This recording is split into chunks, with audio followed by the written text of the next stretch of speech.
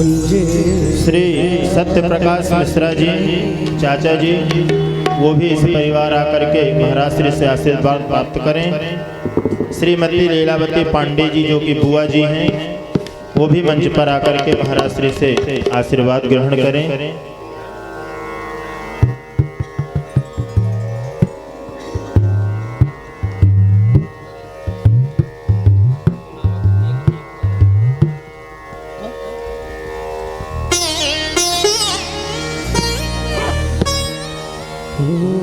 हो श्यामा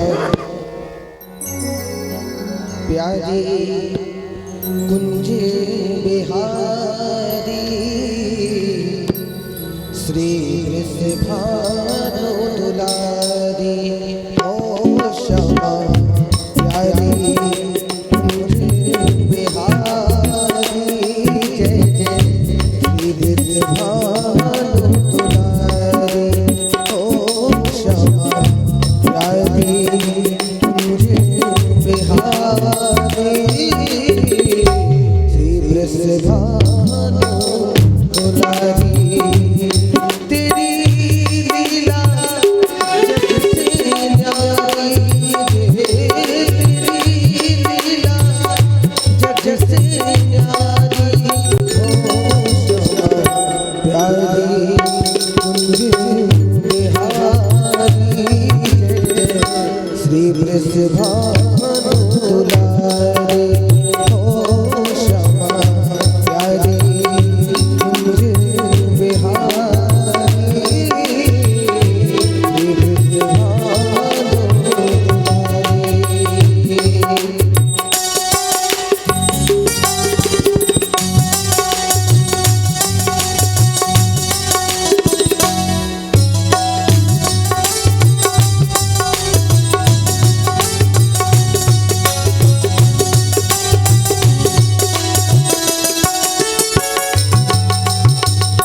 सब द्वारन को छोड़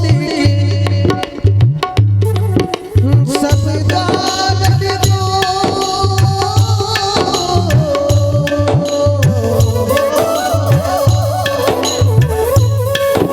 सब द्वारन को छोड़ श्यामा आई तेरे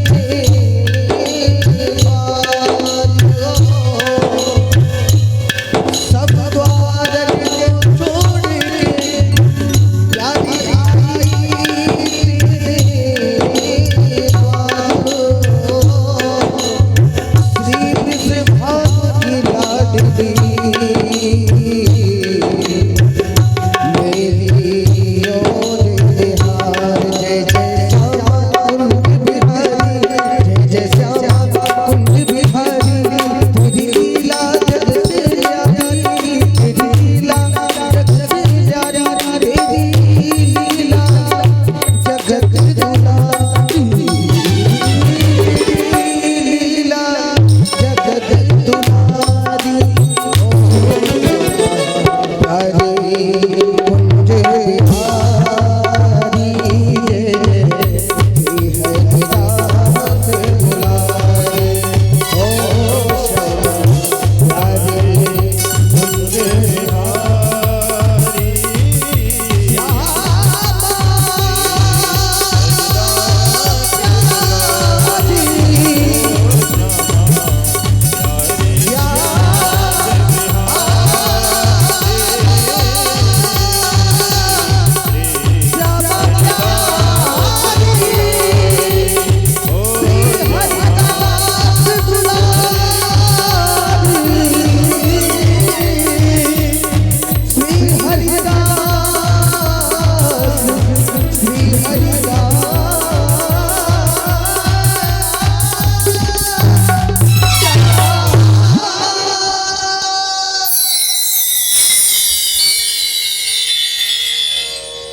बोली भागवत भगवान की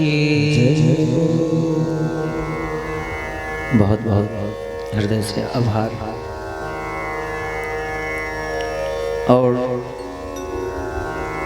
बहुत बहुत साधुवाद। एसडीएम साहब कुंडा प्रतापगढ़,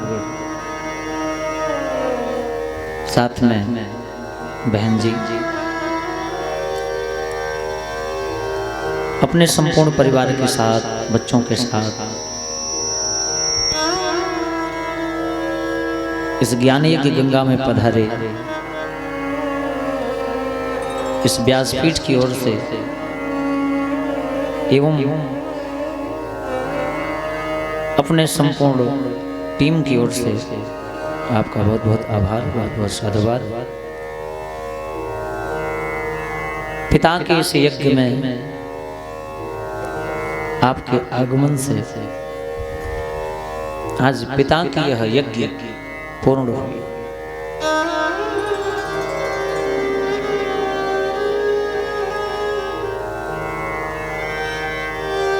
एक समय था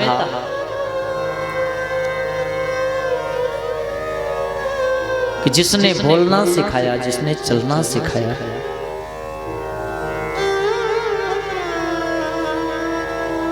जिसने शिक्षा दी, जिसने उपदेश दिया, जिसके बताए मार्ग का हम लोगों ने अनुसरण किया, आज यदि उसके किसी भी आयोजन में हम लोग पहुंचते हैं तो इसमें बड़भागी हम आप हुए।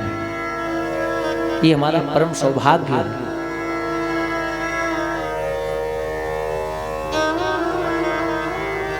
सबसे बड़ी बात है कि सौभाग्य है इस बहन का, ये जो आयोजन है, ये जो यज्ञ है, ये माता पिता की इच्छा थी, उनके कल्याण के लिए, उनकी प्रसन्नता के लिए आयोजित है।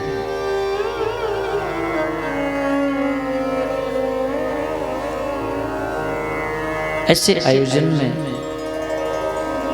यदि अपने सगे संबंधी नहीं पहुंचे तो मन बड़ा दुखी होता है। बहन ने अपना उत्तरदायित्व निभाया और आज उनके आगमन से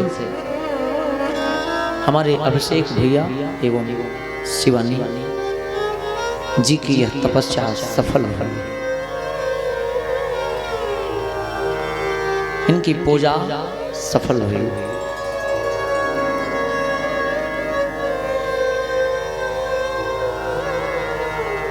देखिए,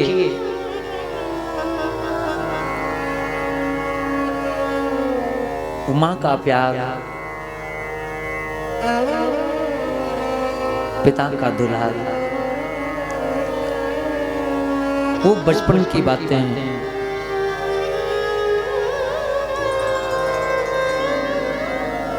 मुझे बहुत ज्यादा दिनों का साथ तो नहीं मिला,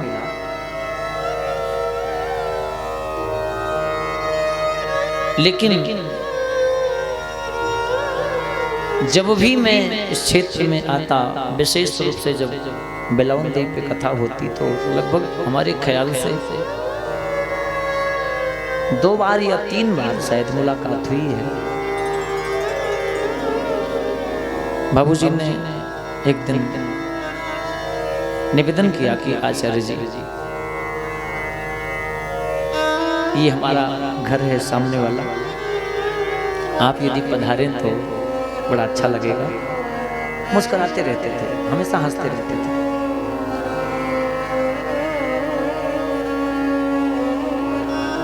हमने कहा जरूर,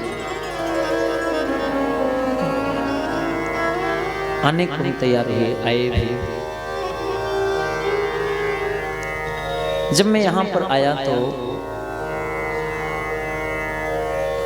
माता जी थी, माता जी और बाबूजी थे, शायद भैया भी थे, याद नहीं हमें। आंगन में चारपाई पड़ी थी। माता जी दौड़ करके गई, झट से जल लेकर के। हमने कहा मैया परेशान न हुई, अभी भोजन आदि करके आए हैं।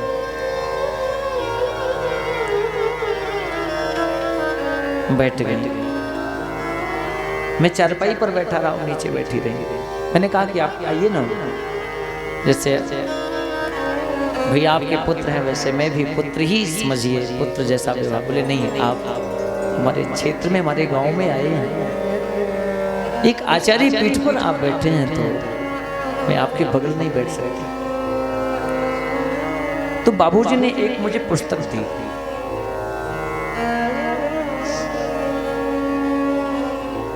वो पुस्तक आज भी मेरे पास, ये पुस्तक उन्होंने दी मुझे, सब प्रेम भेंट।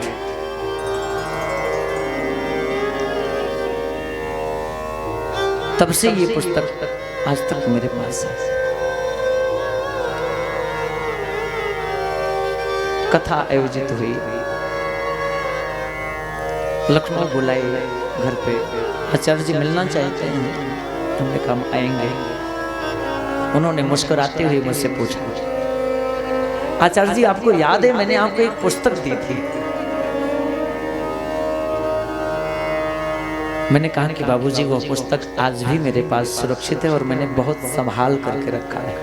ये बातें बिल्कुल भी तनिक भी मिथ्या नहीं है। मैं व्यासपीठ पर बैठकर यहाँ से मैं असत्य क्यों बोलूंगा, बिल्कुल सत्य बात है। मैंने कहा कि बाबूजी वो पुस्तक आज भी मेरे पास है और मैं जहां भी जाता हूं पुस्तक भागवत जी के साथ लगी हुई पुस्तक, क्योंकि उस पुस्तक में कुछ ऐसे भजन हैं कि जो मुझे बहुत प्रिय है।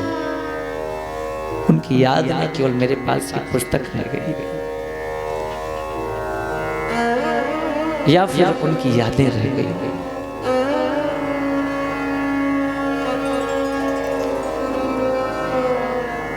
काश आज हम लोगों के बीच में होते तो नजारा कुछ और होता, लेकिन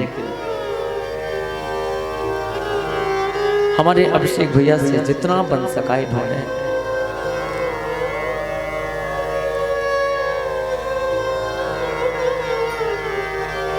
माता पिता की प्रसन्नता के लिए,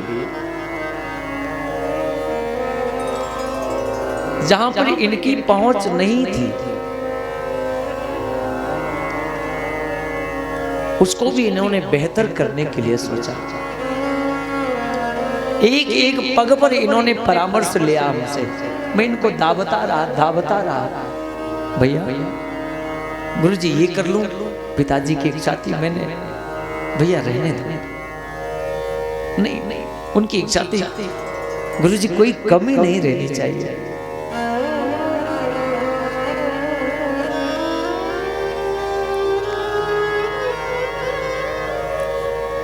मैंने कहा बिल्कुल चिंता मत कीजिए। उनकी एक बात मुझे स्मरण है,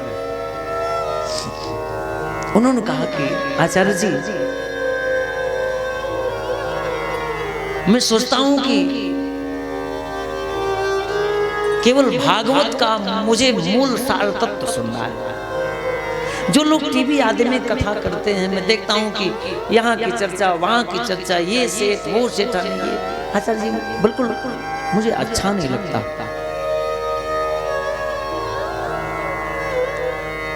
मैंने कहा कि बाबूजी अब मैं अपने मुख से बड़ाई तो नहीं कर सकता, लेकिन ये मैं वादा कर रहा हूं कि आपको भागवत के अलावा वहां कुछ मिलेगा नहीं। और आज 7वां दिन है, भागवत से भिन्न यदि मैंने एक शब्द यदि बोला हो तो कोई बताएगा।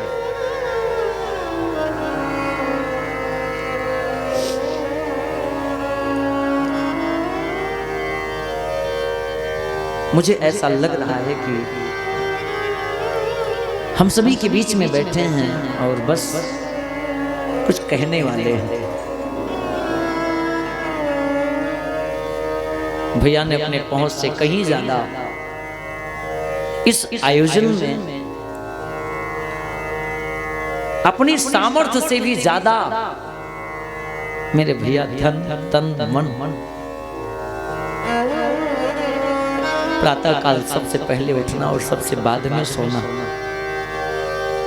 अकेले इंसान के लिए कितना भारी होता है, ये कोई कल्पना करेगा। मैं कभी कभी दोपहर में कहता हूं भैया जाओ थोड़ा सा आराम कर लो, कहते हैं गुरु जी अभी ये नहीं हुआ, अभी वो नहीं हुआ। हमने कहा सब हो जाएगा, मैं हूं ना। हाँ आप तो हैं,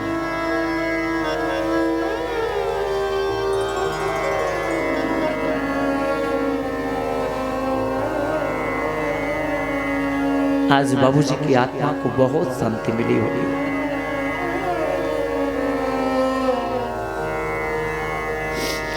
आइए अपने बिंदु पर चले। जिन पांवों का कभी पूजन किए थे, आज वे पांव यहाँ पहुंचे हैं। आज यहाँ की धरा पवित्र हो गई।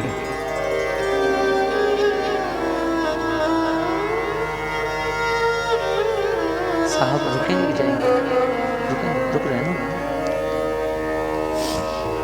आइए अपने बिंदु पर चले।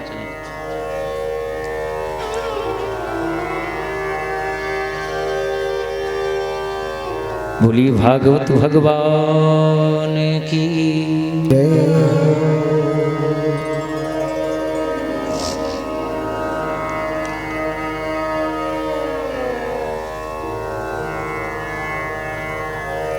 सुखदेव जी परीक्षित से कहते हैं कि राजन, भोजन परोसने का कार्य भीमसेन को दिया गया है, पत्तल आदि फेंकने का कार्य, साफ सफाई का कार्य नकुल सहदेव को दिया गया है। द्वारिकाधीश ने मन में विचार किया कि सभी का कार्य सबको दे दिया गया है, मेरा क्या कार्य है।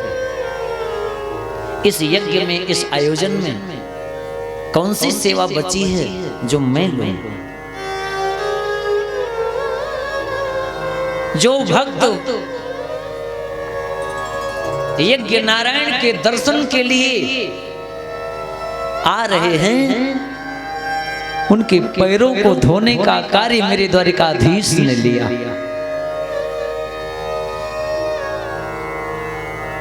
बड़े का बड़प्पन तब माना जाता है जब बड़ा कभी अपने आप को बड़ा न समझे। विचार करें, कल्पना करें, भगवान श्री कृष्ण द्वारिका के राजा हैं, लेकिन जो भगत यज्ञ नारायण के दर्शन के लिए समाज के जितने भी लोग वहां पर आ रहे हैं, उन सभी के चरणों को धोने का कार्य मेरे द्वारिकाधीश ने लिया है। सुंदर यज्ञ का कार्य प्रारंभ हुआ, यज्ञ संपन्न हुआ। इसके पश्चात द्वारिकाधीश द्वारिका पधारे। समस्त पांडवजन बड़े आनंदित हुए, बड़े प्रसन्न हुए।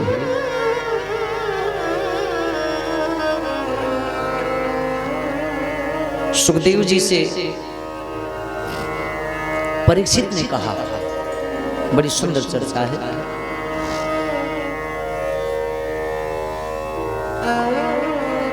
कि गुरुदेव भगवान का एक नाम है दीनबंधु।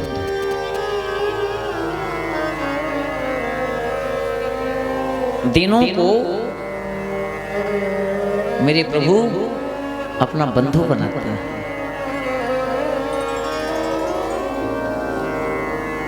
ये बताइए कि क्या कभी किसी दीन को मेरे प्रभु ने अपना बंधु बनाया? बंधु माने सखा, मित्र। जैसी परीक्षित ने पूछा तो सुखदेव की आंखें नम हो गई। हाँ, मेरे गोविंद ने एक दीन को अपना बंधु बनाया।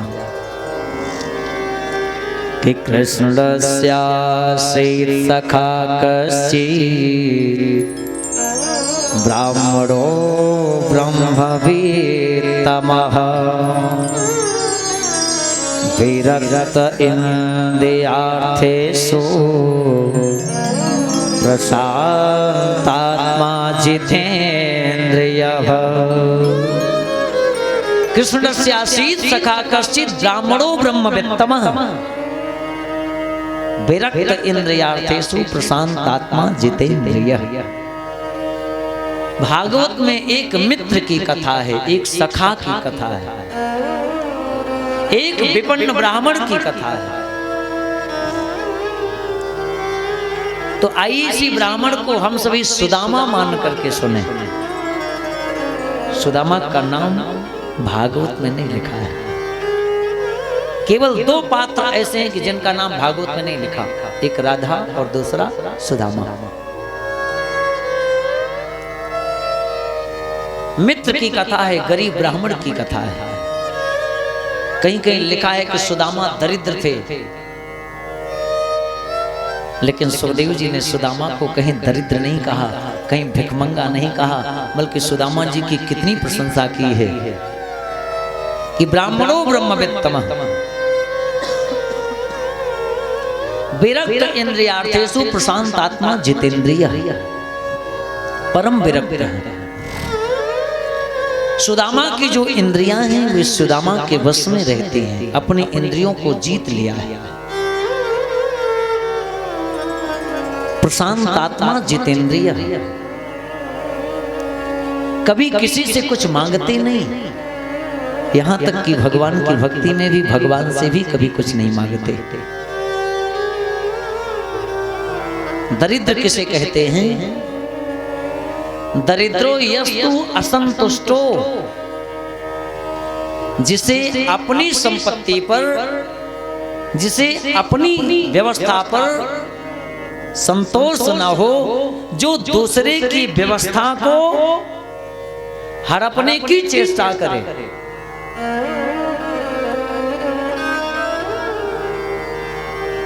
वो दरिद्र है। एक अरबपति व्यक्ति को दरिद्र कहा जा सकता है, लेकिन एक गरीब को नहीं। दरिद्र होना एक अलग बात है, गरीब होना एक अलग बात है। भगवान के बचपन के सखा, बचपन के मित्र सुदामा शिक्षा लेकर के अपने निज निवास की ओर गए और भगवान कृष्ण बलराम अपने निज निवास की ओर आए। ये चर्चा पूर्व में आप लोग सुन चुके हैं, कल हो रही थी चर्चा। सुदामा को गुरु माता का श्राप लगा हुआ है, श्रीहीन होने का। एक समय की बात है कि सुदामा कृष्ण और बलराम जब शिक्षा ले रहे थे, तब गुरुदेव भगवान के आदेश का पालन करते हुए जंगलों में समिधा लेने के लिए गए थे, हवन के लिए लकड़ी तोड़ने के लिए गए थे। कृष्ण बलराम पेड़ पर चढ़ गए, सुदामा नीचे खड़े हैं, लकड़ी को बीन करके एकत्रित कर रहे हैं।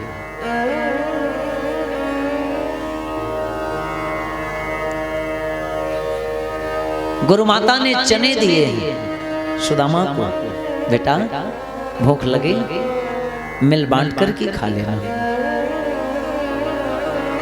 भयंकर तूफान आया, भयंकर बरसात हुई।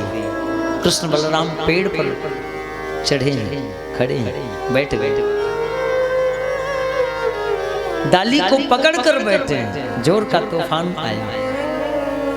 ना जाने क्यों सुदामा चने की पोटली को खोल करके चने चबाने लगा।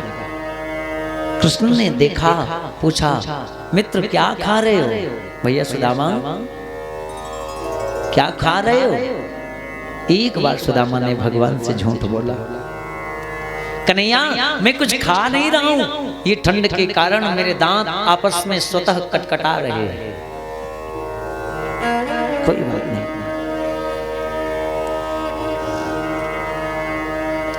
उतर कर नीचे आए, पूछने लगे, गुरु माता ने चने दिए थे, बड़ी भूख लगी है, थोड़ी सी दे दो ना। सुदामा ने कहा, मित्र मुझे बड़ी जोर की भूख लगी थी, चने तो मैं अकेले ही खा गया। बोले कोई बात नहीं। मित्र तू खाया?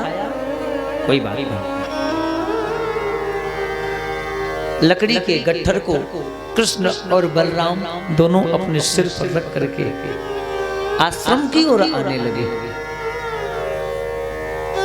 जब आश्रम की ओर आने लगे, जब देखा कि बस आश्रम कुछ ही दूरी पर है, कृष्ण ने अपनी वह गठरी सुदामा के सिर पर दे दी। क्यों? क्योंकि सुदामा के सिर पर यदि लकड़ी का बोझ गुरुदेव देखेंगे तो खुश हो जाएंगे। उतनी दूर से कृष्ण लेकर के आए, सुदामा का मान बढ़े, सुदामा का यश बढ़े, इसके लिए सुदामा के सिर पर दे दिए। इसके सिर पे यदि गुरुदेव देखेंगे तो खुश हो जाएंगे। ना जाने कैसे गुरु माता को पता चला, सुदामा के पास आई। क्यों रे? मित्र का अंश खाने वाला सुदामा, तेरे मन में तनिक भी लज्जा नहीं हुई? तेरे मन में तनिक भी संकोच नहीं हुआ? मित्र का अंश खाने वाला सुदामा, जा मैं तुझे श्राप देती हूं कि जीवन पर्यंत तेरे पास कभी लक्ष्मी का निवास नहीं होगा।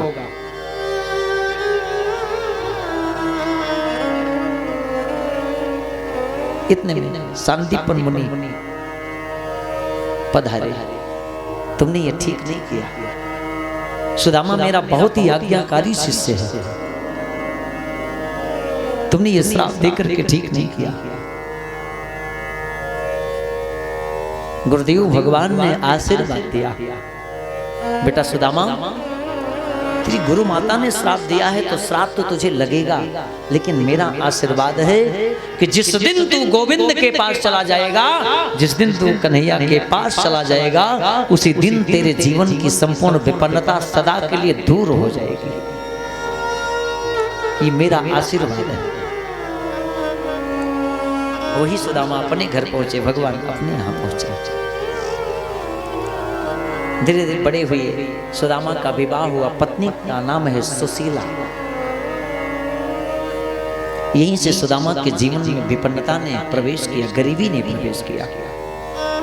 जीवन में इतनी गरीबी, इतनी विपन्नता, यदि प्रातः काल के समय घर में भोजन बन जाए तो शाम के समय भोजन बनाने के लिए दानों की व्यवस्था नहीं रहती थी।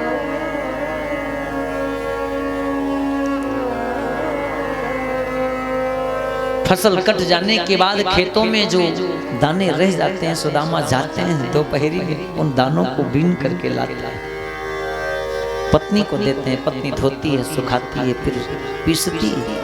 इसके बाद 2 टिक्कड़ बनाती है, दोनों पति को परोस देती है। एक सुदामा खा लेते हैं, दूसरा प्रसाद रूप में पत्नी के लिए छोड़ देते हैं। अब इससे भी काम नहीं चले और भयंकर गरीबी ने प्रवेश किया। मैंने आपको बताया था कि गरीबी की परिभाषा हर कोई नहीं जान सकता। ये गरीबी की भाषा तो वही समझ सकता है जिसने अपने जीवन में कभी गरीबी को देखा हो। जिसने कभी गरीबी नहीं देखी वो क्या जानेगा गरीबी क्या होती है। ये गरीबी भी बड़ी अजीब होती है।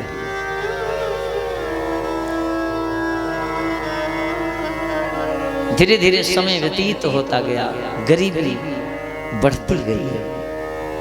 एक दिन सुशीला से रहा नहीं गया, बच्चे भूख से तड़प रहे। माँ ने समझाया, बस थोड़ी देर प्रतीक्षा करो, तुम्हारे पिता कहीं गए हैं, बस आते ही होंगे। जैसे सुदामा जी आए, दौड़कर बच्चे पहुंच गए, देखा हाथ खाली है। मैया के पास में आए, रोने लगे। कभी कहानी सुना करके सुला देती, कभी जल पिला करके सुला देती। ऐसे समय बीत रहा। एक दिन सुशीला से रहा नहीं गया।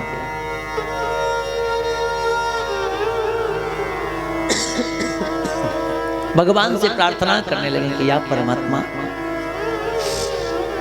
ये हमारे जो बच्चे हैं, ये एक ऐसी अभागन की कोख से जन्म लिए हैं कि जो माँ अपने बच्चों का पेट भी नहीं पाल सकती। यदि किसी अमीर घर में इनका जन्म हुआ होता तो कम से कम ये भूख के कारण तड़पते तो ना।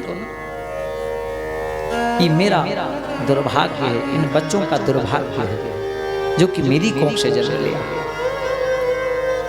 एक गांव की महिला सुशीला के पास आती है, कहती है, बहना गांव में सत्संग हो रहा है, चलोगी? बोले नहीं, मुझे सत्संग में नहीं जाना। थोड़ी देर के बाद सुशीला ने मन में विचार किया कि सत्संग में यदि जाएंगी तो कुछ न कुछ प्रसाद के रूप में जरूर मिलेगा, क्यों ना बच्चों को भी लेकर के चलूं, जो कुछ भी मिलेगा सब मिला करके बच्चों को खिला दूंगी तो कम से कम कुछ भूख तो शांत हो जाएगी। सत्संग में गई, सुन रही है। ब्राह्मणों ने भगवान का बखान करना प्रारंभ किया कि सुदामा नाम के ब्राह्मण हैं जो कि भगवान के मित्र हैं, भगवान के सखा हैं। यही चर्चा हो रही थी सत्संग में। दोनों एक साथ पढ़ते थे, एक साथ खेलते थे, एक साथ गुरुदेव भगवान की सेवा करते थे। सुशीला सत्संग में बैठकर विचार कर रही कि ये तो मेरे पति का नाम है। सत्संग संपन्न हुआ, आरती हुई, प्रसाद हुआ, दौड़ी दौड़ी आई, पति को प्रणाम किया, पूछने लगी कृष्ण आपके बचपन के मित्र हैं? सुदामा की आंखें भर आई। देवी, भगवान तुम जैसी पत्नी हर किसी को प्रदान करे, जो परमात्मा को विस्मरण हो जाने के बाद जो परमात्मा की याद दिला दे। तुम जैसी पत्नी भगवान हर किसी को दे। हाँ, मेरे बचपन के सखाए हैं कृष्ण। इससे पहले सुदामा ने अपनी पत्नी से कभी भी यह बात नहीं बताई थी कि कृष्ण हमारे मित्र हैं, कभी नहीं। हम लोगों की थोड़ी सी जान पहचान हो जाती है, यदि किसी एक सिपाही से पहचान हो जाती है तो हम लोग जन जन तक इसका प्रचार प्रसार करते हैं कि हो फलाने सिपाही अपने संपर्क किया, वहां कोनो काम हो बताया है?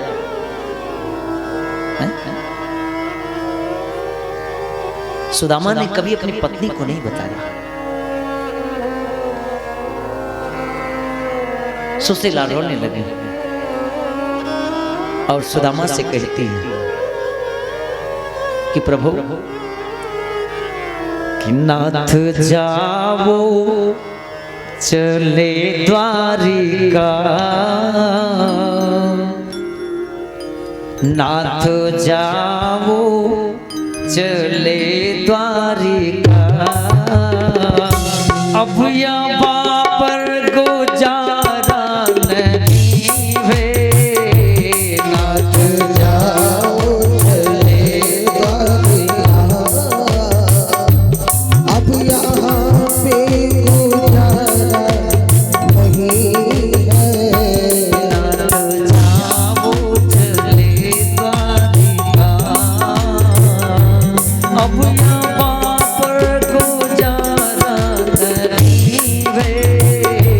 नाथ जाओ चले द्वारिका, इस नगर पे गुजारा नहीं है। सुशीला सुदामा से कहती है कि प्रभु, कि अब आप द्वारिका जाना चाहिए आपको, क्योंकि अब गुजारा चलाना बड़ा मुश्किल हो गया है, परिवार को चलाना बड़ा कठिन हो गया है। क्या आपके मन में इच्छा नहीं होती द्वारिकाधीश से मिलने की? सुदामा ने कहा कि देवी ये बताओ कि कृष्ण जैसा मित्र पाकर के बार बार कौन नहीं मिलना चाहेगा? मिलने की इच्छा तो होती है, लेकिन कुछ स्थान ऐसे होते हैं कि जहां पर कभी खाली हाथ नहीं जाना चाहिए। कुछ न कुछ भेंट, कुछ न कुछ उपहार अवश्य लेकर के जाना चाहिए। पिता के घर नहीं, क्षमा कीजिए, मित्र के घर, गुरु के दरबार में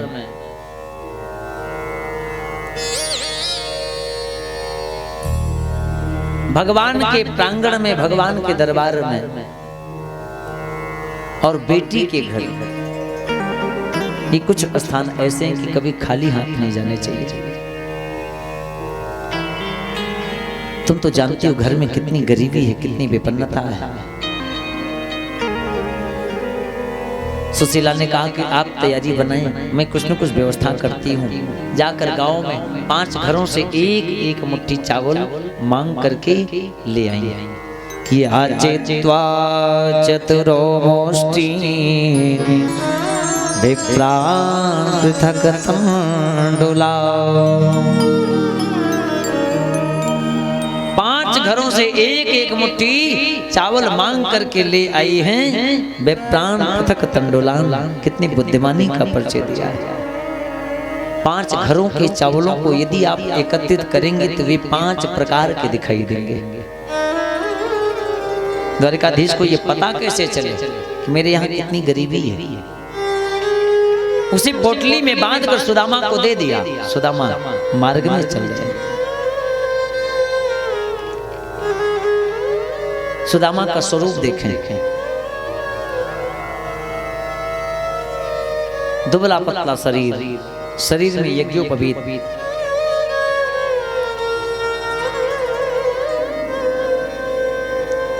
माथे पर टीका लगा है, सिर में शिखा शोभायमान, पैरों की बिवाइयां फटी हैं, पैर में पहनने के लिए जूते चप्पल की व्यवस्था नहीं है, धोती भी पहन रखी है तो ऐसी जिसमें अनेक छिद्र हुए हैं, फूटा सा लोटा है, उधड़ी सी रस्सी है। मार्ग में जा रहे हैं। मार्ग में जाते जाते शरीर में थकान हो गई। एक वृक्ष के नीचे जाकर बैठ गए, अपने पैर को अपने हाथों से दबाने लगे, गोपाल को स्मरण कर रहे हैं। भूख लग रही है, प्यास के कारण गला सूख रहा है कि भूख लगती है, प्यास लगती है, जिंदगी अब उदास लगती है, कि कैसे आऊं मैं द्वारिका तेरी,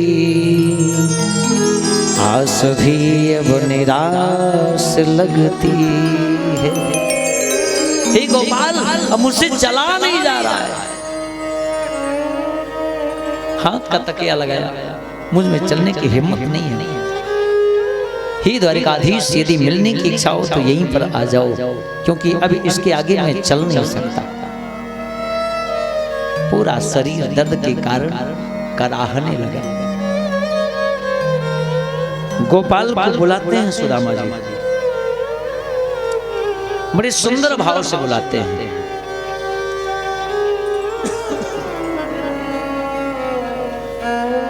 किया जा रे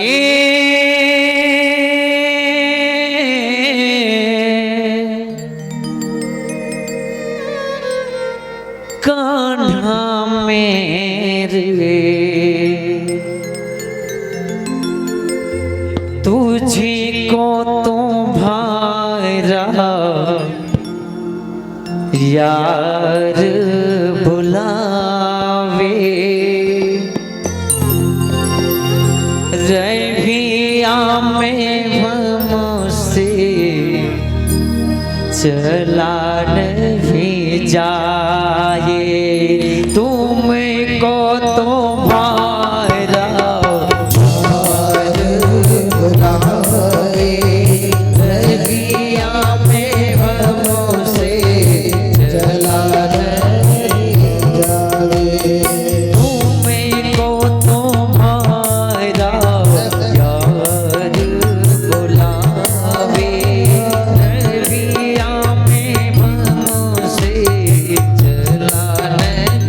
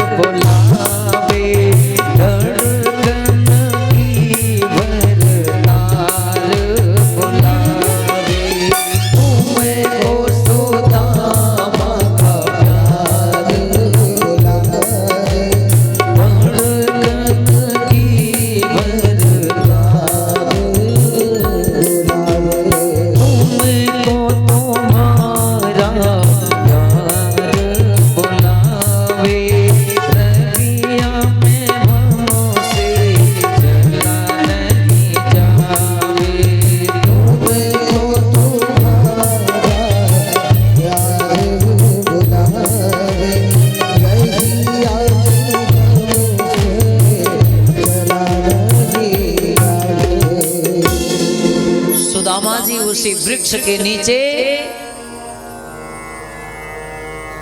हाथ का तकिया लगाई निद्रा के वशीभूत हुए मेरे गोविंद ने झांकी के माध्यम से आप सभी को द्वारिकाधीश का दर्शन लाभ कुछ ही क्षणों में प्राप्त होगा।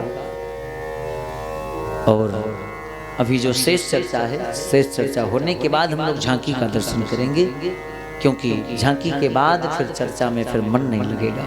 इसलिए सुदामा और कृष्ण का मिलन आज इस मिश्रा परिवार के पवित्र प्रांगण में द्वारकाधीश का प्राकट्य होगा। सुदामा जी जाएंगे, भगवान से मिलेंगे और दर्शन हम सभी को प्राप्त होगा। बस कुछ ही देर की चर्चा शेष है। बोली भक्तवत्सल भगवान की।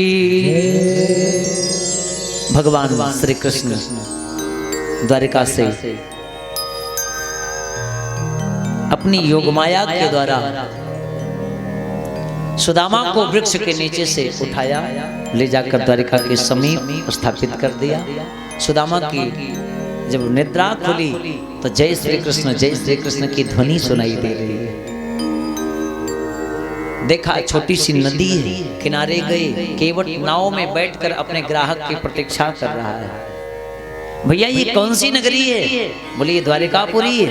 बोले अच्छा द्वारिकापुरी, कहाँ जाना है? द्वारिकापुरी ही तो जाना है। आइए बैठिए, मैं आपको नदी पार कर दूं। सुदामा जी बैठने लगे। केवट ने पूछा कुछ पास में रुपए पैसे हैं?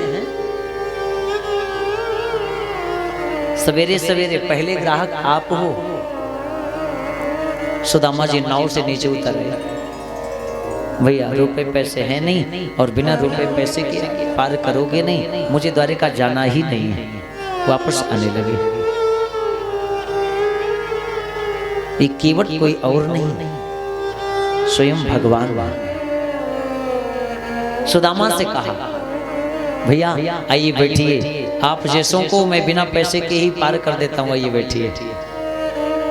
नौका में बैठ गए, नदी पार करने लगे। चर्चाएं होने लगी, किससे मिलना है? बोले वो जो द्वारिका के राजा कृष्ण है ना, वे हमारे बस उन्हीं से मिलना है। हे महाराज, हमारे प्रभु का नाम बड़े आदर पूर्वक लिया जाता है, अनेक विश्लेषण लगाए जाते हैं। उनका नाम लेने से पहले उनके नाम को संबोधित किया जाता है। श्री श्री 1008 श्री कृष्णचंद्र द्वारिकाधीश जी महाराज। आप तो ऐसे नाम ले लो जैसे आपके साथ पढ़े लिखे हो, खेले कूदे हो। सुदामा हंसने लगे। केवट तुझे क्या मालूम, तूने अपने जीवन में केवल नौका चलाई है। अरे कृष्ण मेरे बचपन का सखा है, मेरे बचपन का मित्र है। आजकल वो द्वारिका का राजा है, मैं अपनी कुटिया का राजा हूं। केवट स्वयं भगवान है, केवट के रूप में आए हैं। मन में विचार करने लगे, पूरी दुनिया बदल गई लेकिन मेरा सुदामा बिल्कुल भी नहीं बदला। ज्यों का त्यों द्वार पर पहुंच गए। द्वार पर पहुंचने के पश्चात भगवान के दरबार जय और विजय सुदामा को देखते ही कहने लगे महाराज क्या चाहिए? सुदामा को ये लगा, मन में विचार कर रहे हैं कि कन्हैया के द्वारपाल मुझे भिखमंगा समझ रहे हैं। भगवान के सेवकों ने कहा कि महाराज आप संकोच न कीजिए, बताइए क्या चाहिए आपको? मेरे प्रभु का आदेश है, कोई भी ब्राह्मण आए, कोई भी संत आए, मुझसे पूछने की जरूरत नहीं है। खजाना सदैव खुला रहता है। जो ब्राह्मण संत जो मांगे दे देना, पूछने की आवश्यकता नहीं है। मेरे प्रभु ने खजाने को खोल रखा है। किसके लिए? संतों के लिए, ब्राह्मणों के लिए। बताइए आपको क्या चाहिए? सुदामा ने कहा कि हे कृष्ण के सेवकों, यहाँ मैं कुछ लेने के लिए नहीं बल्कि यहाँ मैं कुछ देने के लिए आया हूं। भगवान के सेवक क्षमा याचना किए। सुदामा ने कहा जाकर के अपने प्रभु से कहो, उनके बचपन के मित्र सुदामा उनसे मिलना चाहते हैं। सेवक दौड़ता हुआ भीतर गया। भीतर जाने के बाद भगवान भोजन करके अभी भी उठे, हाथों को प्रक्षालित कर रहे हैं। इतने में सेवक पहुंचा। प्रभु साष्टांग प्रणाम किया। हाँ हाँ कहिए क्या बात है। प्रभु द्वार पर एक ब्राह्मण खड़ा है, पैरों में भिवाइयां फटी हैं, धोती ऐसी पहन रखी है जो जिसमें कई छिद्र हैं, फूटा सा लौटा है, उधड़ी सी रस्सी है। अपना नाम सुदामा बता रहा है, आपको बचपन का मित्र बता रहा है। जैसी सुदामा का नाम भगवान ने सुना, भगवान के हाथों से जलपात्र छूट गया। तीव्र गति से दौड़ते हुए सुदामा की ओर जाने लगे। जैसे सुदामा की ओर तीव्र गति से दौड़ते हुए जब जाने लगे तो भगवान के पीछे रुक्मिणी आदि भगवान की समस्त पत्नियां दौड़ने लगी। उद्धव आदि मन में विचार करने लगे कि यदि ब्रह्मा जी भी आते हैं, उन्हें कोई विचार विमर्श करना होता है तो वे भी द्वार पर प्रतीक्षा करते हैं। द्वारिका में ऐसी कौन सी विपत्ति पड़ गई जिससे मेरे प्रभु को दौड़ना पड़ रहा है। भगवान तीव्र गति से दौड़ते हुए जा रहे हैं। भगवान का मुकुट कहीं गिर पड़ा, भगवान की पादुका कहीं रह गई। बिना पादुका के मेरे गोविंद दौड़ते हुए सुदामा के समीप पहुंच गए। समीप पहुंचने के पश्चात में जैसे ही सुदामा को देखा तो मेरे प्रभु ने झट से अपने अंक में भर लिया और सुदामा को पकड़ करके कहते हैं, सुदामा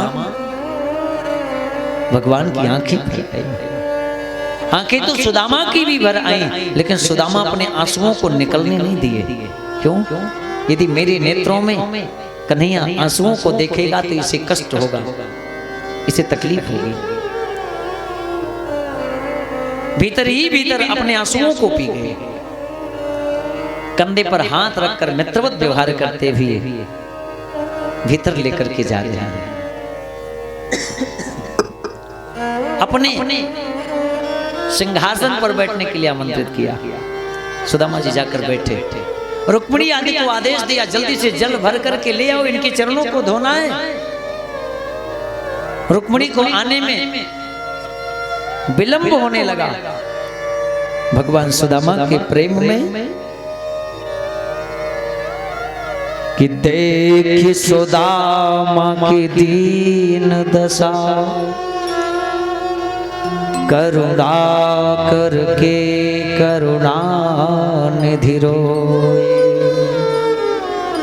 कि पानी परात को भात छुयो नहीं, नैनन के जल सो पग धोए। अपने आंसुओं से सुदामा के चरणों को धोया। अरे लाला तू ये क्या कर रहा है? भगवान ने कहा कि मुझे मैं कर रहा हूं इसे तो मुझे बहुत पहले ही कर लेना चाहिए था। कि बेप्रा प्रसादा धरणी धरोह, बेप्र प्रसादा कमलावरोह, बेप्र प्रसादा जिता जितोह, बेप्र प्रसादा मम नाम राम।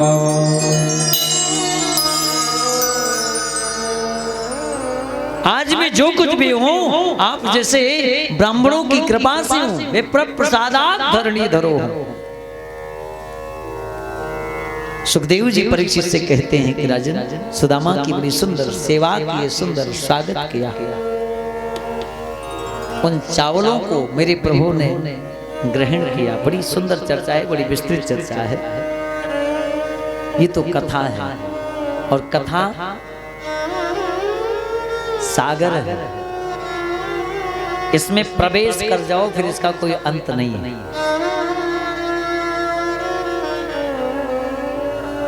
इसका कोई अंत है ही नहीं। सुखदेव जी कहते हैं कि सुदामा के चावलों को मेरे प्रभु ने ग्रहण किया और सुदामा को दिया। क्या दिया? ये सुदामा को भी नहीं मालूम कि जो देवताओं के राजा इंद्र जिस सुख का उपभोग स्वर्गलोक में करते हैं वो सुख आज मैं सुदामा को दे रहा हूं। दूसरी मुट्ठी चबल रखा, चबाने लगे। पृथ्वी का एक छत्र सम्राट राजा जिस सुख का उपभोग करता है आज वह सुख मैं सुदामा को देता हूं।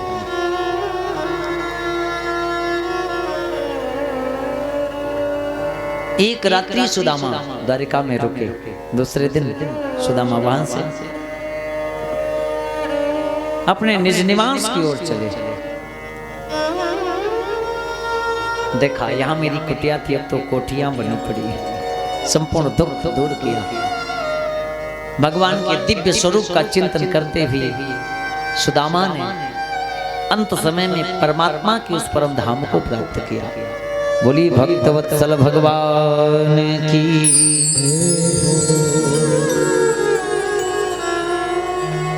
सुखदेव जी परीक्षित से कहते हैं कि राजन, इसके बाद उपसंहार की चर्चा आती है। एक दिन भगवान अपने पुत्रों को समझा रहे थे कि रूप यौवन संपत्ति प्रभोत्तम विवेकता एकैकमप्यनर्थाय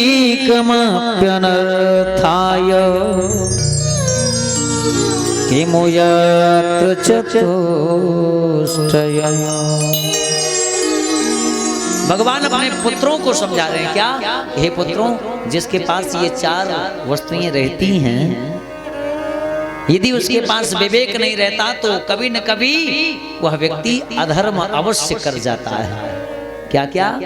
सबसे पहली वस्तु है रूप, सुंदर होना, यौवन, युवा होना, संपत्ति, धनवान होना, प्रभुत्तम, अविवेकता, प्रभुता का मिल जाना, सत्ता का मिल जाना, किसी पद का मिल जाना। यदि ये चारों प्राप्त है, यदि मन में विवेक नहीं है तो कभी न कभी यह अधर्म का मार्ग अपना ही लेता है। तुम लोगों के पास ये चारों हैं, तुम लोग सुंदर हो, युवा हो, द्वारिकाधीश के पुत्र हो, संपत्ति भी तुम्हारे पास बहुत है, सत्ता भी है, लेकिन तुम्हारे पास विवेक है, मैं ऐसा नहीं मानता। तुम लोगों की कभी कभी शिकायतें आती हैं, साधवो हृदय मह्यम, तुम लोग महात्माओं का अपराध करते हो। साधु मेरा हृदय है। वे सभी भगवान के पुत्र एक दूसरे को देख करके मुस्कुरा रहे हैं कि आजकल पिताजी के पास कोई काम धंधा तो है नहीं, जब देखो तब ये महात्माओं की प्रशंसा करते रहते हैं। भगवान समझ गए कि इनके विनाश का समय अब आ चुका है। भगवान समझ गए। एक दिन भगवान के सभी पुत्रों ने सत्यभामा के पुत्र शाम को साड़ी पहना करके प्रभास क्षेत्र में लेकर के गए कि विश्वामित्रोषितः कण्वो दुर्वासा भृगुरंगिरा वामदेवो कश्यपो वामदेवोत्र वसिष्ठो नारदादयः।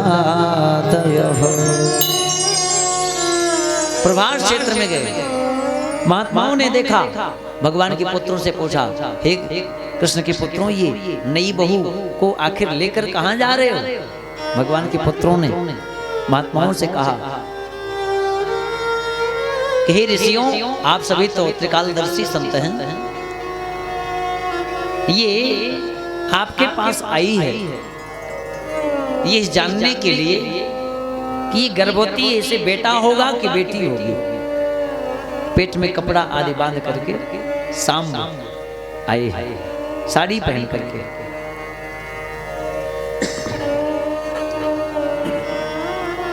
अब कोई नाक बंद करे, कोई कान बंद करे, पल्ले किसी के न पड़े। अब ये सभी पुत्र आपस में हंसे। दुर्वासा समझ गए, ओ हमारी परीक्षा लेने आए। कि प्रष्टुम विलज्जति साक्षात् प्रप्लोता मोघदर्शना प्रशोषन्ति पुत्र कामा किंचित् सज्जनयिष्यति।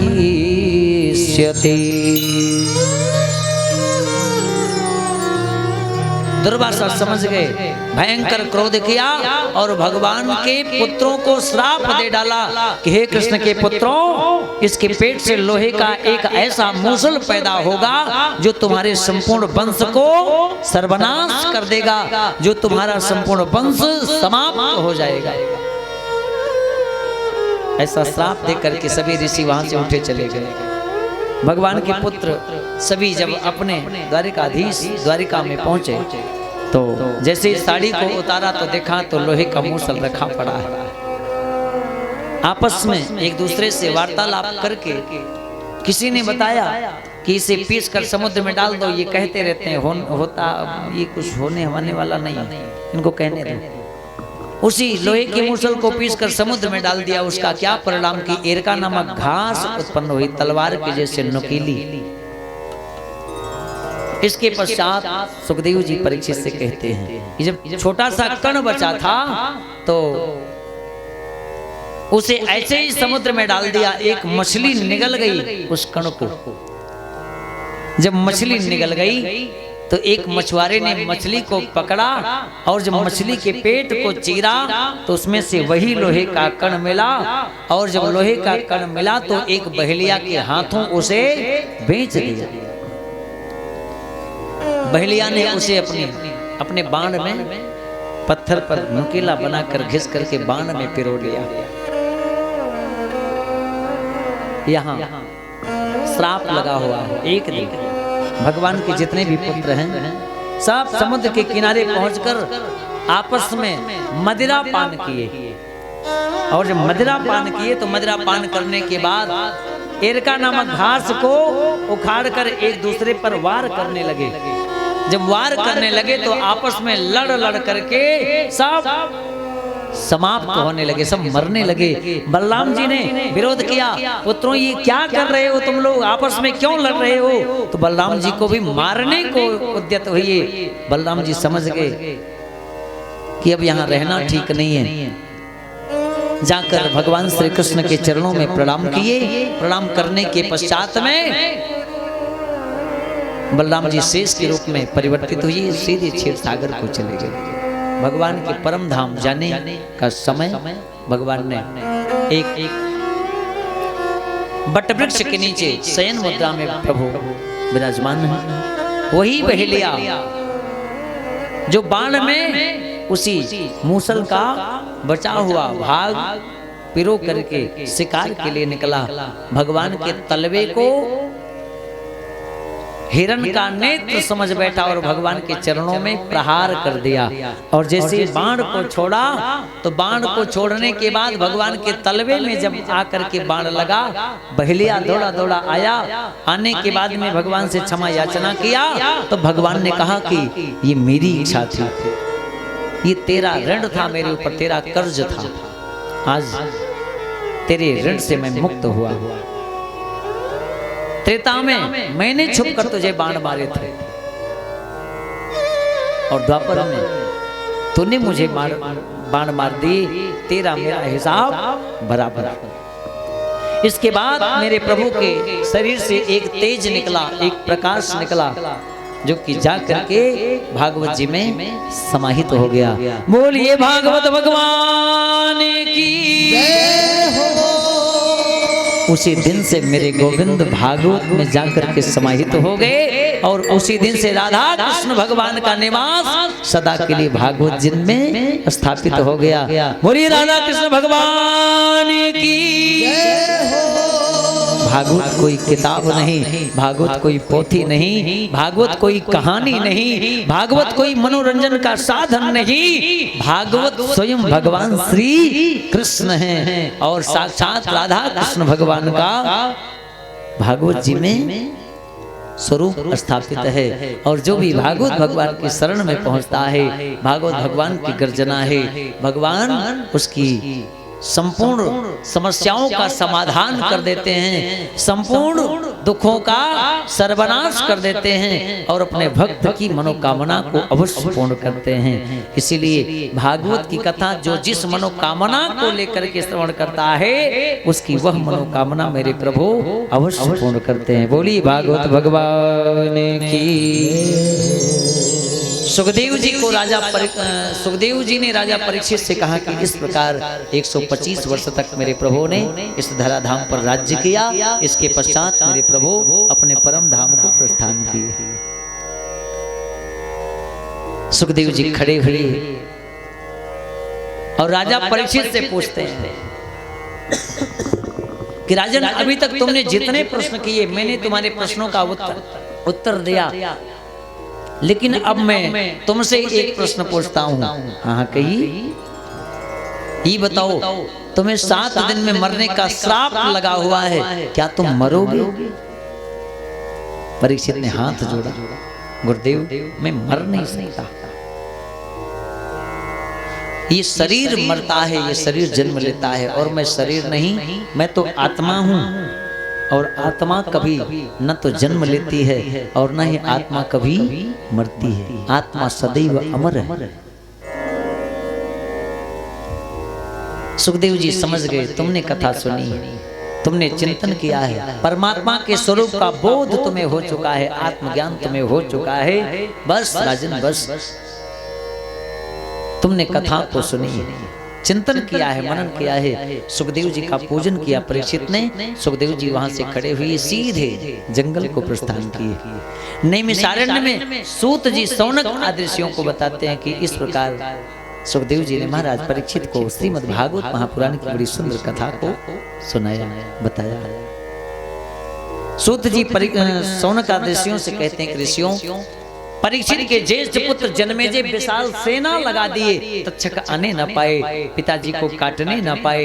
विशाल सेना के बीच में एक कीड़े के रूप में तक्षक आया, एक पुष्प पर बैठ गया।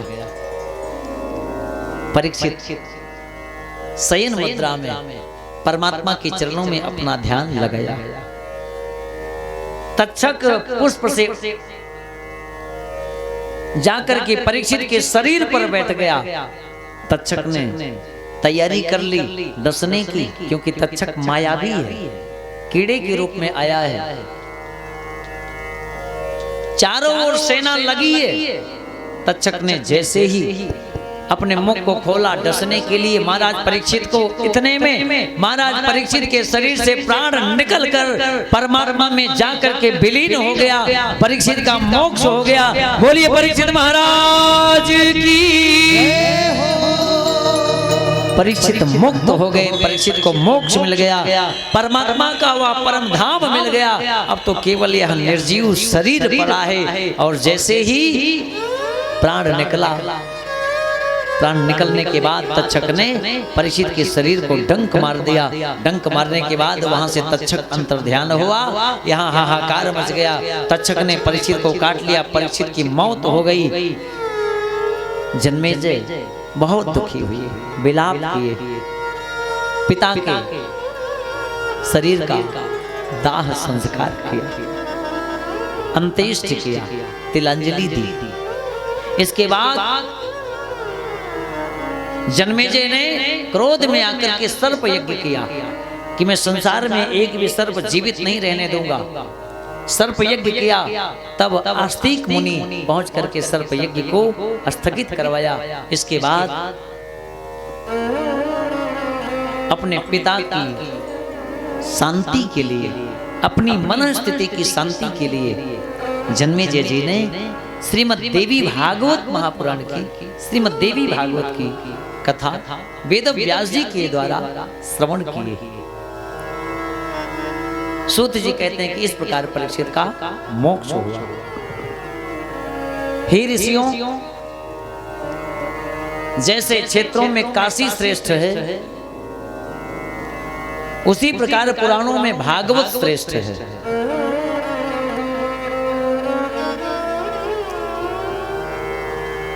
कि क्षेत्राणां चैव सर्वेषां यथा काशी काशीभिनोत्तमा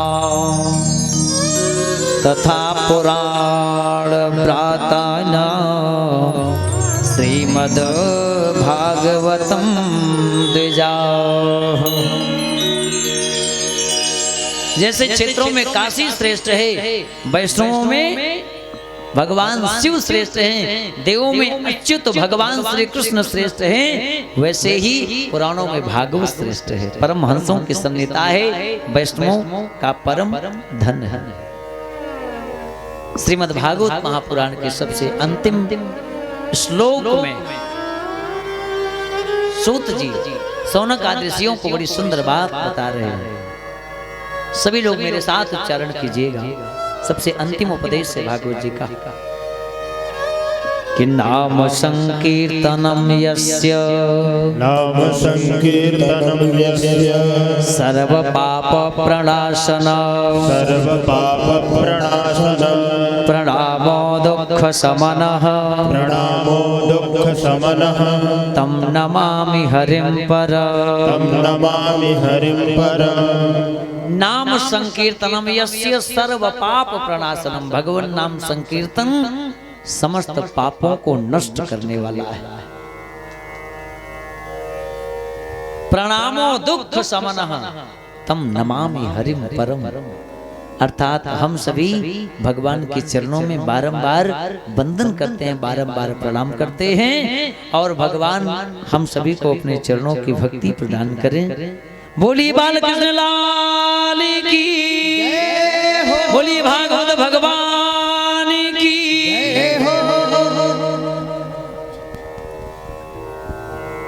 कुछ लोग कहते हैं कि महाराज पहले जब भागवत की कथा होती थी तो विमान आता था, आजकल क्यों नहीं आता? प्रश्न बिल्कुल सही है। अच्छा, मान लो विमान आ ही जाए तो विमान में बैठकर जाएंगे कितने लोग? हाथ उठाइए।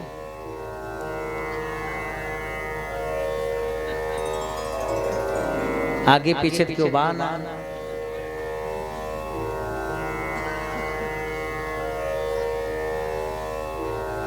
मान लो विमान आ ही जाए तो विमान में बैठकर जाने वाले कितने लोग हैं? तो कर जाए कहा तो जा, पहली बात हम खुदे न जा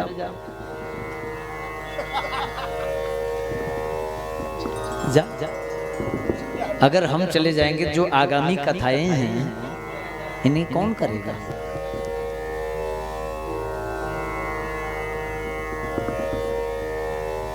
विषय से मन का हट जाना ही मुक्ति है।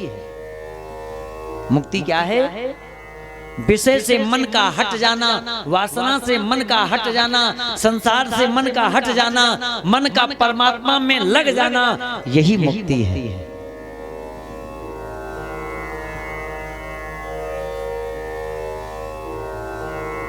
वैसे भागवत की कथा श्रवण करने के पश्चात अपने जीवन के एक दुर्गुण को त्यागने का संकल्प करना चाहिए। कितने लोग तैयार हैं किसी एक दुर्गुण को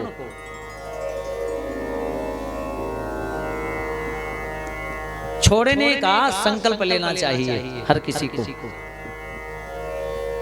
एक छोटी सी मैं आपको घटना सुना दूं, इसके बाद फिर डिसीजन लीजिएगा, क्योंकि जल्दी का डिसीजन हो सकता है कभी कभी गड़बड़ हो जाता है ना।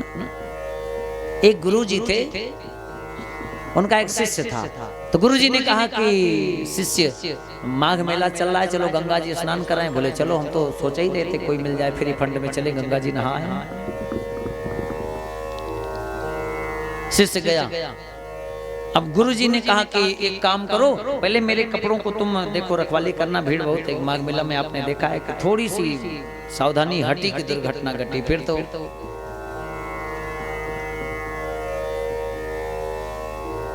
पहले मैं स्नान कर लूं।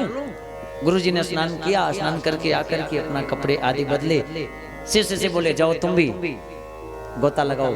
और जैसे ही शिष्य गंगा जी में प्रवेश किया, स्नान करने लगा, तो स्नान करते करते अब ठंड के कारण कांपने लगा, तो झट से बाहर निकलने लगा। गुरुजी ने वहीं रोक दिया, वहीं खड़े खड़े खड़े खड़े जी। बोले गंगा स्नान करने आए हो, किसी एक व्यसन को आज गंगा जी में चढ़ा दो। बोले क्या चढ़ा दे? बोले तुम पान मसाला बहुत खाते हो, आज से पान मसाला खाना बंद। अब शिष्य ने कहा कि एक टाइम भोजन मिले चलेगा, लेकिन ये पान मसाला तो नहीं छोड़ सकता, ये नहीं छोड़ सकता। बोले ठीक है, तो तुम झूठ बहुत बोलते हो, झूठ बोलना छोड़ दो। बोले गुरुजी क्या बताऊं, ये भी संभव नहीं है। बोले दूसरों की निंदा बहुत करते हो, एक दूसरे की निंदा एक दूसरे से बहुत करते हो, निंदा करना छोड़ दो। बोले गुरुजी ये भी मुश्किल लग रहा है। शांत हो गया, क्या छोड़ दूं, ये सोचता रहा, विचार करता रहा, बड़ी देर तक सोचता रहा। बोले छोड़ दिया। बोले गुरुजी क्या छोड़ दिया? अरे हम जानते हैं, गंगा जी जानती हैं, हमने क्या छोड़ा ये मैं जानता हूं, या फिर गंगा मैया जानती हैं। अब आप क्या करेंगे जानकर? नहीं हमको बताना सही, क्या छोड़ दिया आपने? नहीं बाबा आपको क्या बताना? नहीं बताना क्या छोड़ा। शिष्य ने कहा कि गंगा जी आना ही छोड़ दिए।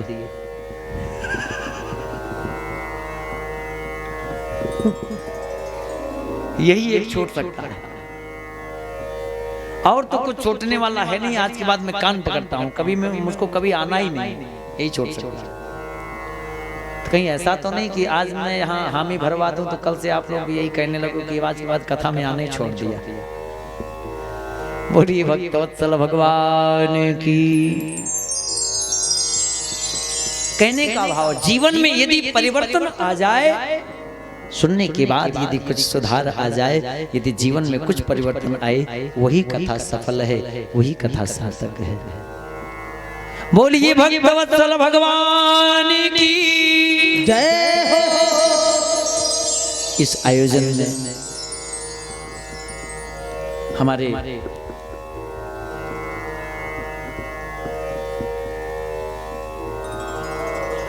सहयोगी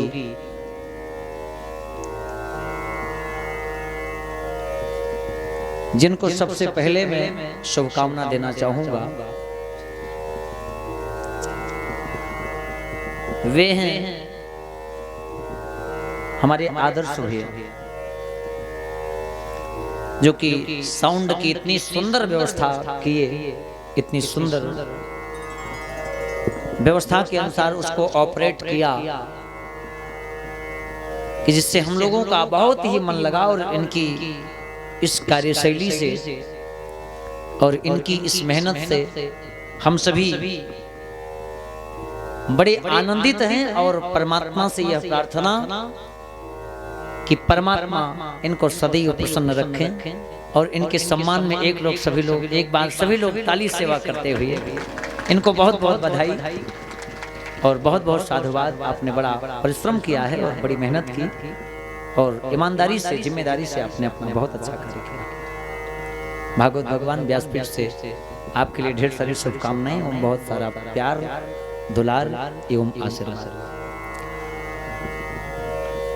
दूसरे नंबर पर छोटा सा लड़का, छोटा सा तो खैर नहीं है, लेकिन काफी पुराना संबंध है। इस स्थान को जिसने डेकोरेट किया है, रामू को ढेर सारी शुभकामनाएं और इस व्यासपीठ से बहुत बहुत आशीर्वाद। बच्चे ने बहुत मेहनत किया और उसके लिए भी एक सम्मान। इसके बाद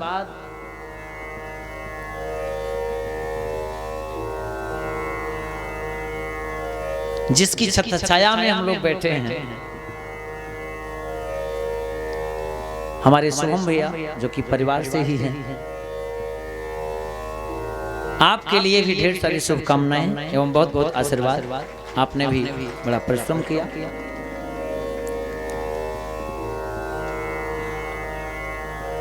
इसके साथ साथ इस आयोजन में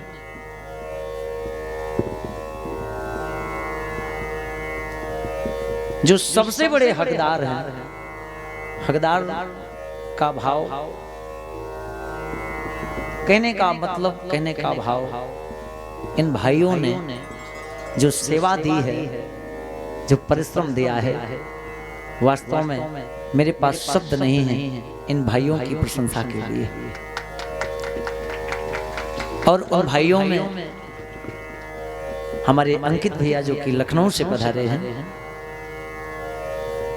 और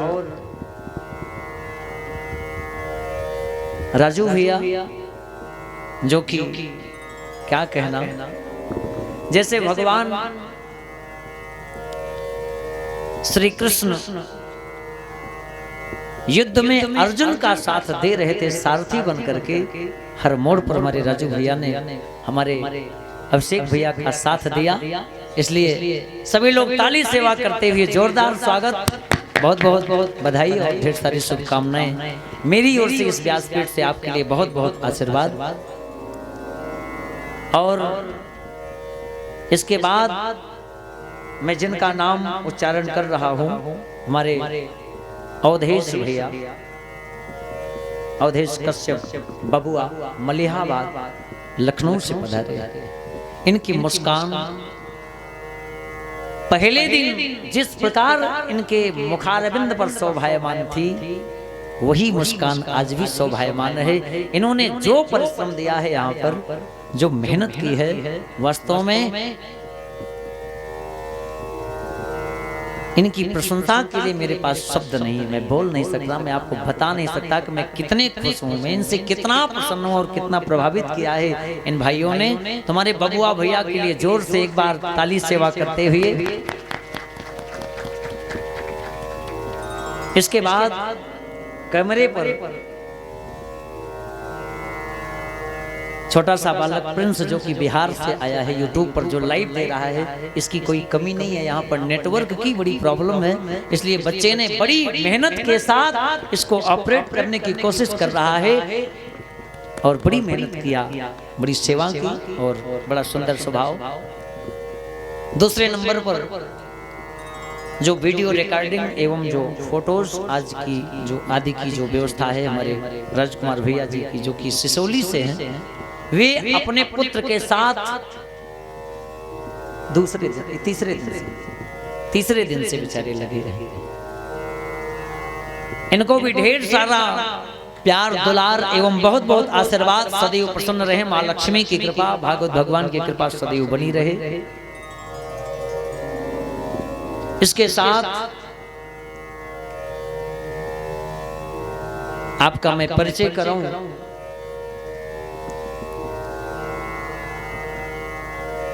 आचार्य पीठ पर विराजमान श्री विश्वम्भर जी जो कि रीवा मध्य प्रदेश से पधारे हैं। इन्होंने बड़े परिश्रम के साथ श्रीमद् भागवत महापुराण का मूल पाठ एवं पूजन आदि बड़े विधि विधान के साथ इन्होंने यहाँ पर जो है हमारे अभिषेक भैया के हाथों के द्वारा इन्होंने जो है संपन्न कराया। इसलिए इनको भी बहुत बहुत आभार और बहुत बहुत साधुवाद आपको। साथ में श्री शशिकांत द्विवेदी जी जो कि हम सभी के बीच में विराजमान हैं, आपके क्षेत्र के हैं। इन्होंने भी अपने परिश्रम के साथ बड़ी मेहनत की और बड़े लगन से जो भी उत्तरदायित्व इनको दिया गया उसे बखूबी इन्होंने निभाया। तो इन्हें भी बहुत बहुत आशीर्वाद। और आचार्य रोहित जी जो कि हमेशा व्यवस्थाओं में लगे रहते हैं, एक जिम्मेदार व्यक्ति की तरह, एक गार्जियन की तरह वे लगे रहते हैं। उनको भी बहुत बहुत आशीर्वाद, ढेर सारा प्यार एवं दुलार। और आइए अब हम आप सभी का परिचय अपने कलाकारों से कराएं। आपके आगे मोहन पांडे जी जो कि सुरेश नगर के पास कोई गांव है, हमको पता नहीं है, अभी नहीं बात। कौन गांव आता है? माधोपुर। आचार्य माधोपुर सुरेश नगर के पास में एक बड़ा पवित्र गांव है, आपके क्षेत्र के हैं, आपके जनपद से हैं। इन्होंने अपने कंठ के द्वारा इतना सुंदर स्वर बिखेरा है कि हम सभी बहुत ही मंत्रमुग्ध हुए। इन्हें भी बहुत सारा आशीर्वाद और ढेर सारा प्यार और इसी प्रकार प्रसन्नता बनी रहे और इसी प्रकार से आप जन जन तक भागवत धर्म का प्रचार प्रसार करते रहें। और इनके बगल में हमारे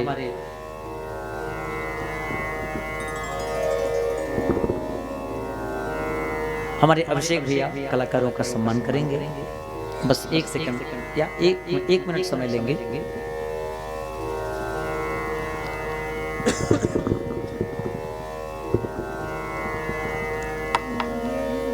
सर्वप्रथम हारमोनियम पर संगति दे रहे मोहन पांडे जी का सम्मान हमारे अभिषेक भैया।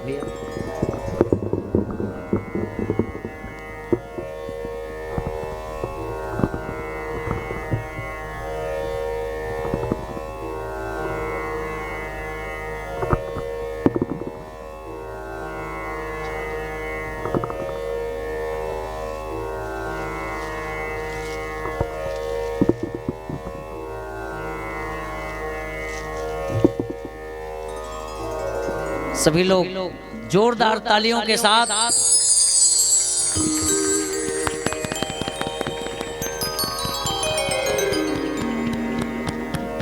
तबले पर जो संगति दे रहे हैं हमारे पवन सिंह, जो कि प्रतापगढ़ की धरती से मिलान करते हैं, इन्होंने अपने परिश्रम के साथ ऐसा तबला प्रस्तुत किया कि हम सभी बहुत आनंदित हैं, बहुत प्रसन्न हैं। इन्हें भी ढेर सारी शुभकामनाएं और ढेर सारा प्यार दुलार एवं बहुत बहुत आशीर्वाद। इनके लिए भी जोरदार तालियां। तीसरे नंबर पर जो हमारे दिनेश जी, जो कि आजमगढ़ से पधारे हैं, जो कि बड़ा ही सुंदर सारंगी प्रस्तुत किया इन्होंने, इनको भी ढेर सारी शुभकामनाएं एवं ढेर सारा प्यार दुलार एवं आशीर्वाद।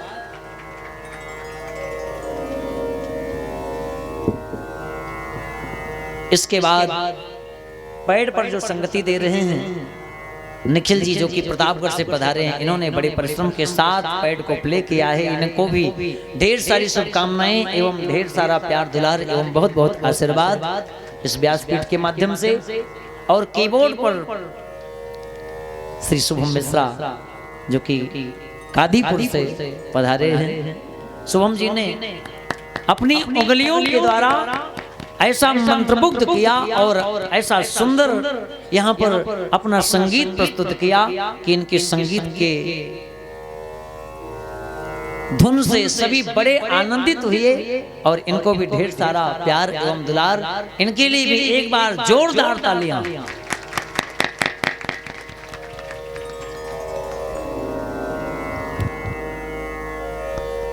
इन्हीं शब्दों के साथ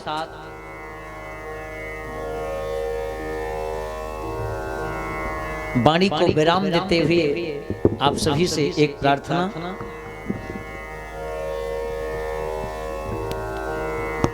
कि 7 दिनों में मुझसे जो कुछ बन सका मैंने आप लोगों तक पहुंचाया। यदि 7 दिनों में मेरे द्वारा, मेरी पूरी टीम के द्वारा, जाने अनजाने में यदि कहीं किसी के द्वारा यदि कहीं कोई गलती हुई हो, यदि कहीं किसी प्रकार की त्रुटि हुई हो, मनबाणी के द्वारा यदि मान लो आवेश में आकर किसी को किसी ने कुछ कह दिया हो, तो मैं अपनी पूरी टीम की ओर से आप सभी से क्षमा प्रार्थी हूँ और मैं आपसे क्षमा मांगता हूँ। यदि किसी का यदि थोड़ा सा भी यदि दिल दुखा हो तो मैं अपने इन भाइयों की ओर से मैं क्षमा याचना करता हूँ। और हमारे अभिषेक भैया ने जो सेवा की, जो प्यार यहाँ पर लुटाया हम लोगों पर, वास्तव में सत्य कहता हूँ कि कभी कभी यह प्यार, यह दुलार हम लोगों को अपने घरों में नहीं मिल पाता है। इनके लिए भी एक बार जोरदार तालियां।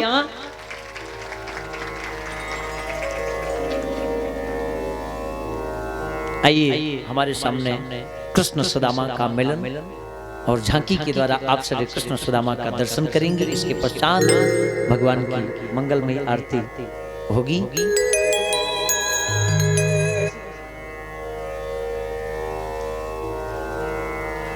बोलिए द्वारकाधीश भगवान भगवान की जय हो।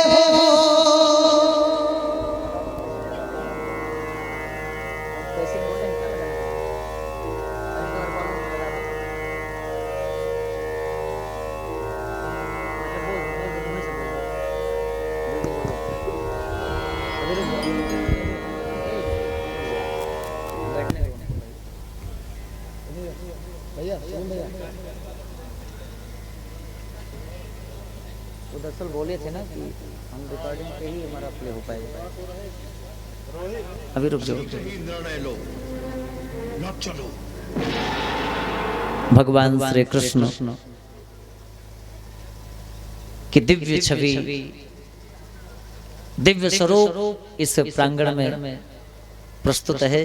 तो आप सभी कृष्ण और सुदामा के विश्वास करके आया हो, मेरे बचपन का यार है मेरा श्याम। यही सोच कर मैं आस करके आया हो।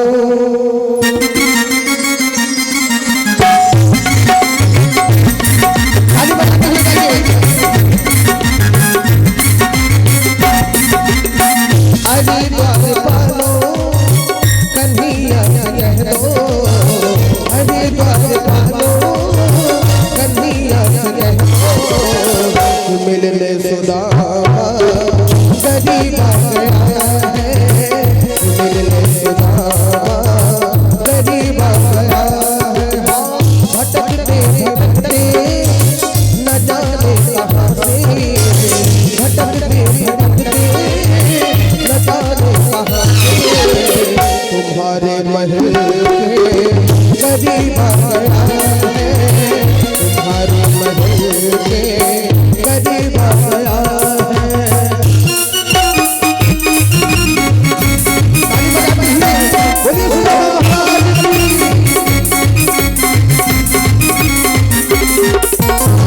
न सर पे पकड़ी न तन में जवा, बता दो कन्हैया को नाम है सुदामा, बता दो कन्हैया को नाम है सुदामा। न सर पे है पगड़ी न तन पे है जवा, बता दो कन्हैया को नाम है सुदामा। सर पे है पगड़ी न तन पे है जवा, बता दो कन्हैया को नाम है सुदामा, बता दो कन्हैया को नाम है सुदामा। तुम एक बार मोहन से जा कर कहो, तुम एक बार मोहन से जा कर कहो, मिलने सखा पर नसीब आ गया है, मिलने सखा पर नसीब आ गया।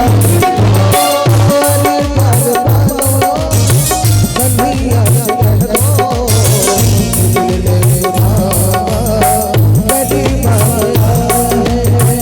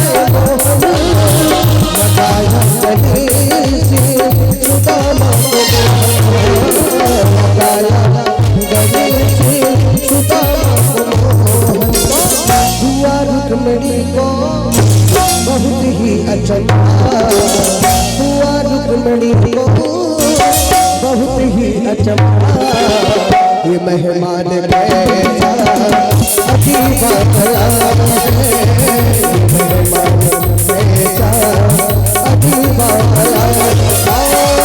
अभी तो कन्हैया से कह दो मिलने खुदा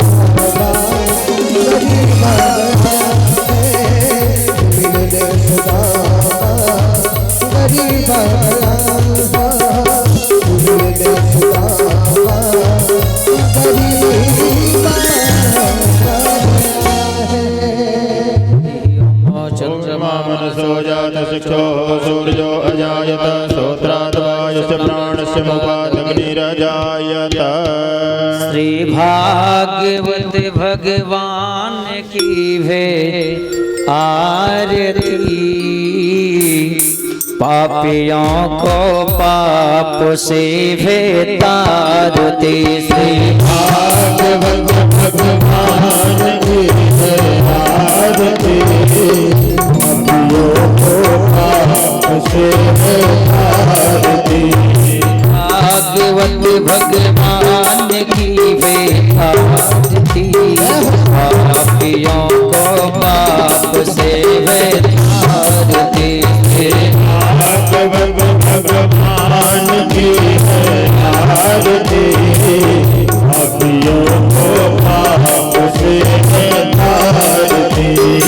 अमर ग्रंथ ये मौत ग्रंथ ये पंचम वेद निराला वे, तब ज्योति जगा में पाला वे, ज्योति जगा में पाला है।